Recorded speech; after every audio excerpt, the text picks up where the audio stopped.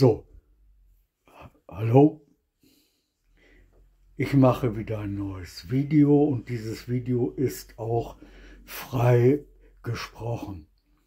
Das heißt, ich habe nicht vorher mir Notizen gemacht oder einen Plan gemacht oder auch nicht in meinem Gehirn einen Plan gemacht und strikt sozusagen eine Richtlinie, der gemäß ich mich äußere, sondern ich spreche ganz spontan. Das heißt, es kann auch mal sein, dass ich mich verspreche, dass es da Holper drin gibt.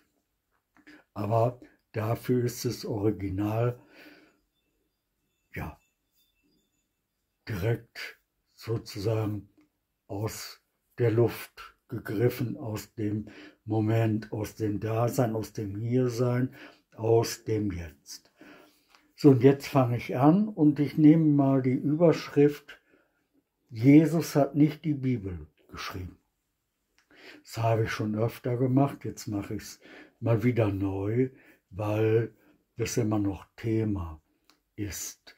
Was mich ganz oft aufregt und auch gerade eben, darum mache ich jetzt dieses Video, aufgeregt hat, das ist bei all diesen zigtausend Predigten, die es gibt,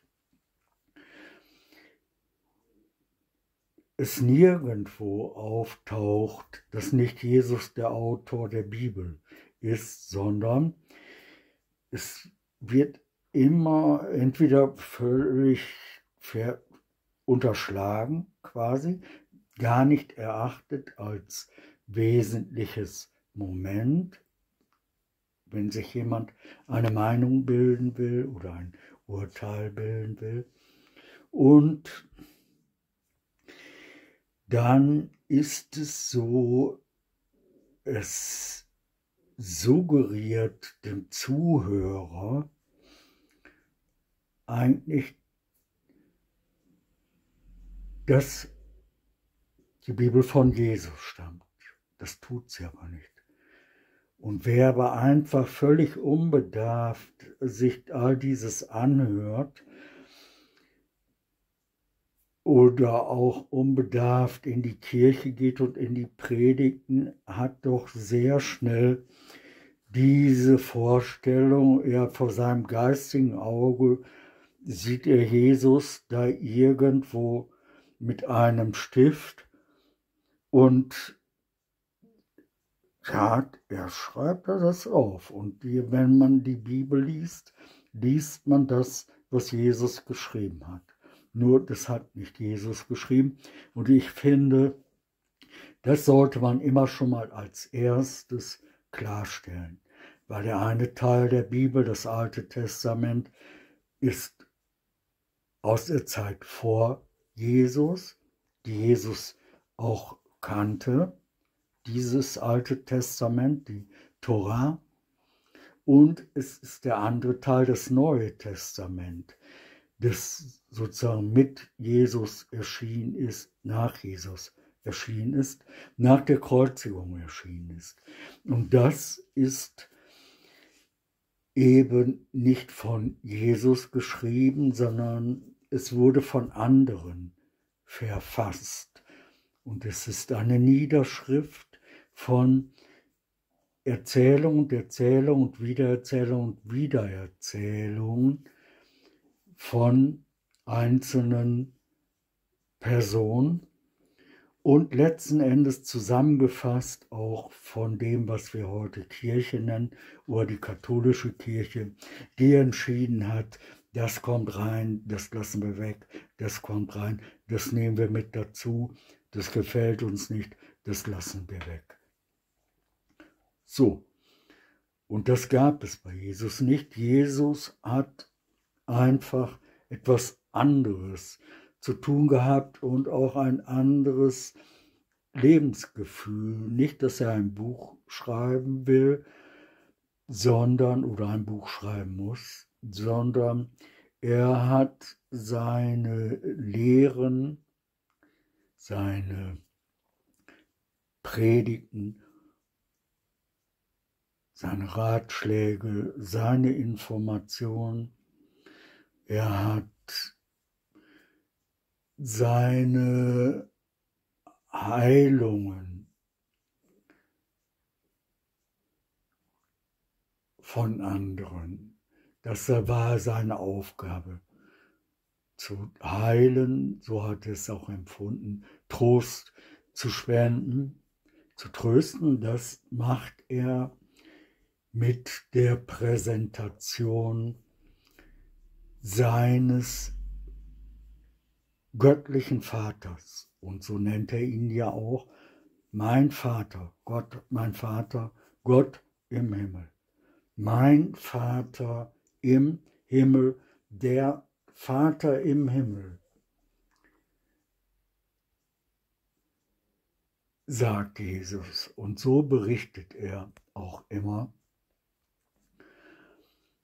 Und was wir als Neues Testament kennen, das wurde erst nach Jesus Tod verfasst. Und ich finde, man sollte immer bei größeren Predigten, die man macht oder Unterweisungen oder Vorträgen, das zu Anfang klarstellen. Nicht Jesus hat die Bibel verfasst. Ja, und dann auch nach Möglichkeit frei sprechen, seinem Herz folgend, weil man hat ja Emotionen, man hat bestimmte Vorstellungen, Ideen, die einem gerade kommen, hineinfließen und das Herz berühren. Und damit ist auch das, was man spricht, der Text emotionaler. Und der ist nicht so perfekt, als wenn ich jetzt jedes Wort aufgeschrieben habe und ich lese alles stumpf ab und sage, das ist meine Predigt. Das ist nicht die Predigt. Das ist das Ablesen, stumpfe Ablesen von vorgefertigten Begriffen. So könnte man sagen. Aber eine Predigt, die kommt aus dem tiefen Inneren heraus und aus dem Spontanen und sie lebt auch von dem Moment und sie lässt zu, dass es vielleicht irgendwo mal einen Versprecher gibt, einen Stolper gibt. Das ist so, dass man eine Denkpause hat, ein paar Sekunden. Das ist nicht alles wie ein Roboter. Wir Menschen sind keine Roboter. So. Und ich habe mehrfach in letzter Zeit auch gesagt, anderen gesagt, wenn der Mensch sich der künstlichen Intelligenz unterwirft, sich ihr beugt, ist es aus meiner Sicht so, als würde man etwas Heiliges ins Klosett kippen. So, und ich glaube, Jesus ist auch so mit diesem Feeling durch die Lande gezogen. Einfach ganz klar, Klartext, nicht irgendwie Verschleierung und gerade der Mode gemäß etwas formulieren, darbringen, sondern er hat seine Vorstellung gehabt und sicherlich kein Interesse daran gehabt, sich jemals irgendeiner künstlichen Intelligenz zu unterwerfen. Und ich denke, Gott ist für ihn auch keine künstliche Intelligenz und er selbst hat sich auch nicht als künstlich empfunden.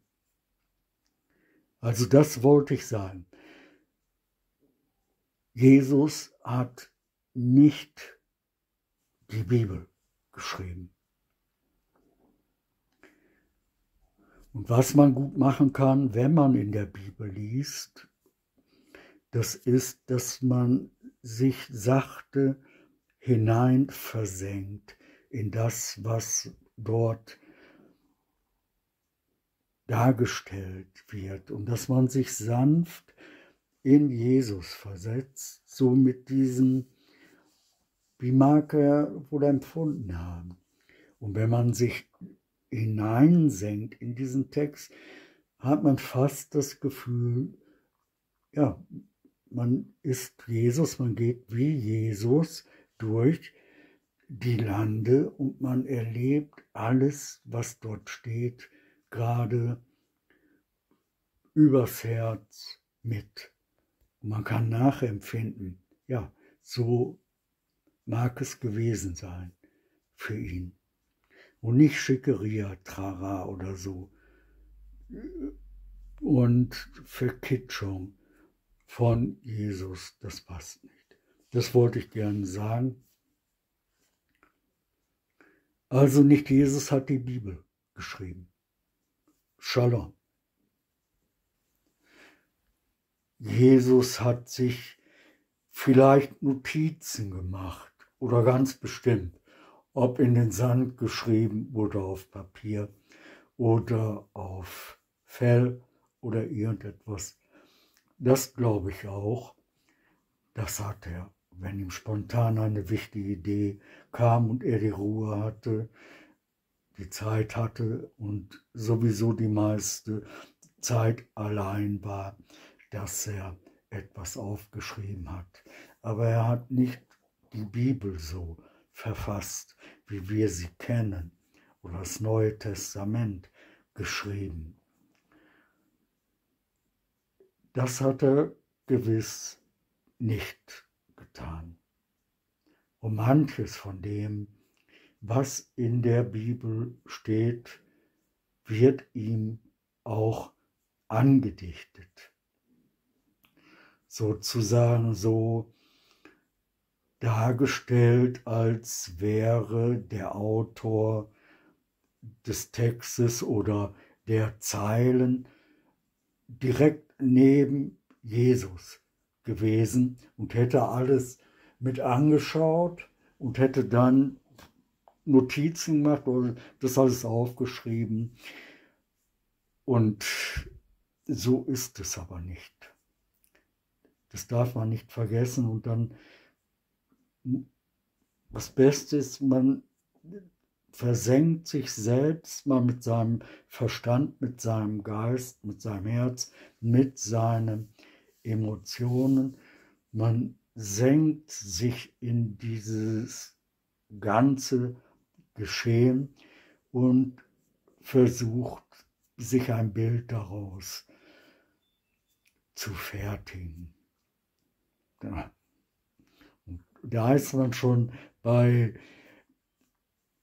dem Niveau der Bibel. Man hat so dieses Gefühl, man sagt mal eben, ich mache mir mal ein Bild, wie mag es gewesen sein. Und das zweite Gebot in der Bibel, im Alten Testament, ist schon eins der wichtigsten Gebote, heißt, du sollst dir kein Bild machen. Nicht von dem, was im Himmel ist, nicht von dem, was auf Erden ist oder was du für wichtig erachtest. Du sollst dir keine Götzenbilder schaffen und sie anbeten. Ja, das mal nur als Impuls, um was es hier überhaupt geht. Es ist hier nicht alles Wischiwaschi oder die Bibel, sondern da merkt man, oh, man ist selber ja so tief involviert und betroffen und Mitakteur.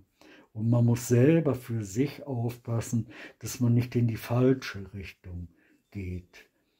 Und bloß nicht denen hinterherrennen, die am meisten Applaus bekommen, weil sie am meisten Applaus bekommen, sondern doch die Wahrheit ist